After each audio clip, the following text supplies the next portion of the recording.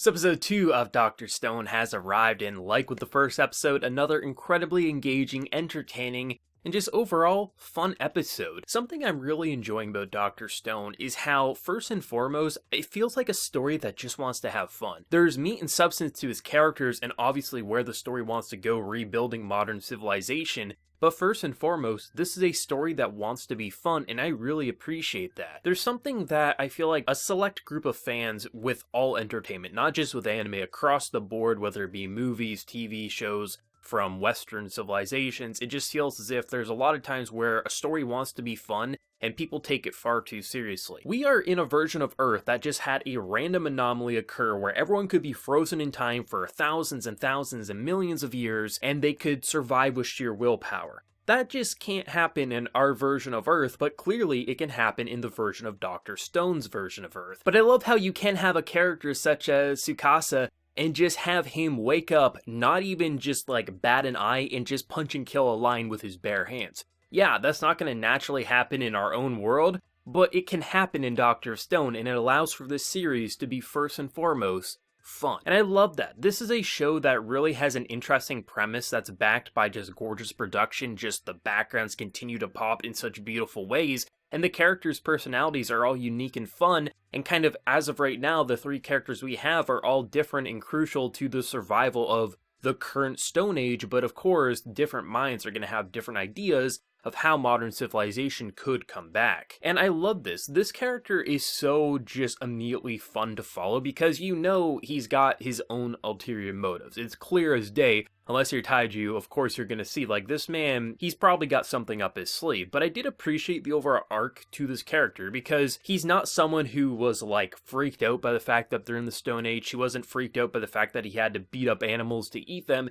He immediately just accepted this as it was. So clearly he wasn't a fan of the original world in terms of how it was operating. That was clear as day. But I found it was quite fun seeing the difference between Senku as well as Taiju in terms of how they were interacting with this man, because for one of our characters, who is a brainiac, he immediately analyzes everything from minute one, and he never stops analyzing things, so he knows there's something more to him. But someone who is a lot more simple-minded, such as Taiju, will just say, okay, he's a bad person. Nope, he's actually a good person. He doesn't want to waste things that he kills. He wants to make sure the food chain is complete, and there's nothing disrespectful. And he is a good guy at heart, it's just maybe he had something bad happen in the past. And I think it's such a simple, but you can understand just how this could spiral out of control of someone not liking modern civilization. You know, your sister's in the hospital, you just wanted a couple of seashells to basically make her a necklace, and then you get your face beaten into a bloody pulp because a drunk man who owns the land said you were a criminal. It's understandable why you would push his head off of his stone body and why you would not want to bring back everyone, because he is right. Eventually there would come a point where the thankfulness will go out the window and it will be, you have to pay taxes, you have to do this and this. But I do appreciate the fact that it's not just we're rolling with that mentality. There are different mentalities, as we see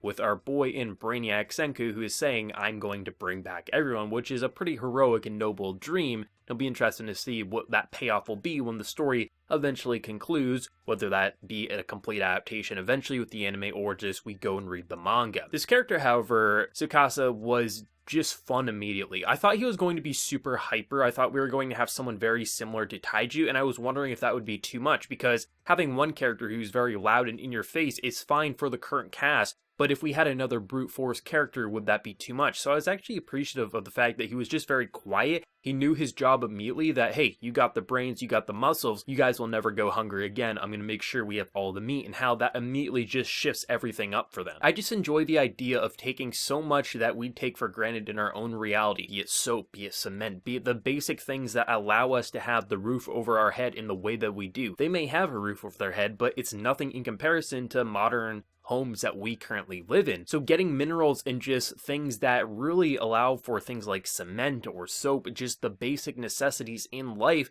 it's fun watching a character create that, because this is a brainiac who's basically studied this kind of things his entire life, and he naturally can piece it together if he has the tools, and most importantly, if he has the manpower to get him what he needs. And it's fun watching this. This is why I love this first arc, because it really is just basic necessities. Making soap, making cement, making, hell, as we see, a crossbow in this episode, which I think is going to be his way of probably saying, hey, you may have the strength, but I got a weapon, so you better back off, which would be pretty fun to see. But I just like that. I like the idea of just slowly but surely building a cast of characters who have importance either for just rebuilding civilization or, in the case of Taiju, just wants his love interest to come back. It's fun watching a cast of characters such as this kind of flourish and be explored, because not only do you get these just fun moments where characters are just overreacting, or you get these very serious moments as we see at the end of the episode, you also just see how modern civilization could be rebuilt by high school students in the world of Dr. Stone, and I really enjoy that. The episode actually kicks off with probably my favorite moment out of the past couple of episodes, where it's like, okay, who are we going to save first? And obviously we know who Taiji wants to save, his love interest. That of course would be his immediate reaction, and I was actually curious because it was clear as day these two are friends. They both have their own opinions on how the friendship operates, but at the end of the day, they both have each other's back. We see in this episode, there's a flashback where he used to get bullied. No real shock there, the smart kid got bullied. But this wasn't a muscular kid who fought back, he just defended. So clearly for Taiju, he's always had, Senku's back, and for Senku, it's the same thing. He's always had his back in a different way, whether that be with his words or just sticking up for people when no one else would. And I appreciate the fact that immediately he knows. Of course, he wants to save his love interest, but he says, I don't really have a preference, you go pick. And he knows who he's gonna pick, but he was doing it in a way that makes him feel like he has full control, even though at the end of the day, Senku wanted his love interest to come back, because that's who Taiju would want to save, but he wasn't gonna make the call. He wanted his friend to make the call because he wants to be the hero to be able to do that. And the fact that they actually put her aside because, well, in this situation we got lions coming, I do appreciate there is some logical decisions throughout this show, even though there is so many just aspects to the show, you may have to suspend your sense of disbelief. If we look at it from a logical perspective from our version of Earth, can that happen? No. But in this version of Dr. Stone's Earth, absolutely. There's clearly just rules and boundaries that they are following. It's just this is a fun anime world, and anime can have fun, as can manga and other stories. You don't have to be super serious and strict and follow all of the mundane rules and laws that our current universe operates in. You can have fun, and that's Dr. Stone's motto. I want to have fun, I want to have solid characters, and we're going to rebuild civilization in a very interesting and gripping way. Honestly, Dr. Stone is incredibly fascinating. The opening, the ending, the music, everything about the production, both visually as well as the audio direction, is fantastic, and the Japanese cast are really selling these personalities. You don't just have an egomaniac, just brainiac, you have someone who obviously just radiates words of wisdom. Everything he says, even if it's the basic of situations or even him getting angry, you immediately think Senku knows what he's doing, and you immediately believe this man can and will rebuild civilization. It's why we have Tsukasa, who immediately says, I believe you could probably rebuild civilization. Everyone naturally, after talking with him for a day,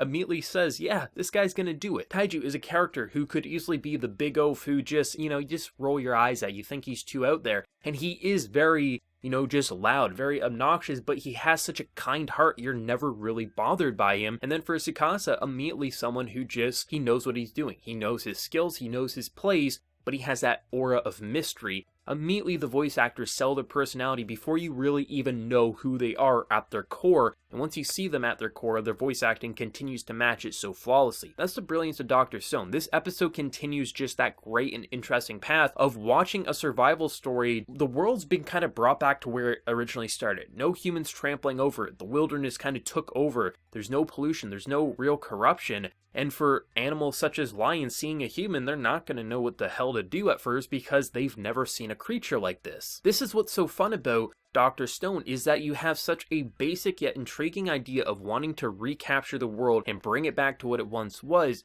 but watching such interesting personalities who normally probably wouldn't interact, as seen with Tsukasa, and normally he probably wouldn't be hanging out with someone like Senku, but in this world, this is absolutely what he has to do. It's so fascinating watching modern technology kind of slowly but surely be rebuilt. Watching them create soap shouldn't be as interesting as it is, but it's incredibly fascinating to see how they came to that conclusion, because there is no doctors around. They gotta make sure that they stay healthy, and that's incredibly fun. This show continues to just incredibly grip me, feeling as if the personalities are just first and foremost fun, but watching how they all blend into this weird Stone Age cast to really bring back modern civilization in such a fast and snappy way. It doesn't feel like we're dragging it out just so we can make cement. We are speeding by things because we don't need every little detail. We need to know how they came to the conclusion, we need to know how they got the supplies, and we can have a quick montage of them creating cement or creating soap or creating a crossbow, anything like that. We don't need to watch them for days and days and days create it, and that's one of the biggest reasons this show is as fun as it is. The personalities, of course, are fun, and they allow for situations like punching a lion while you come out of your catalyst,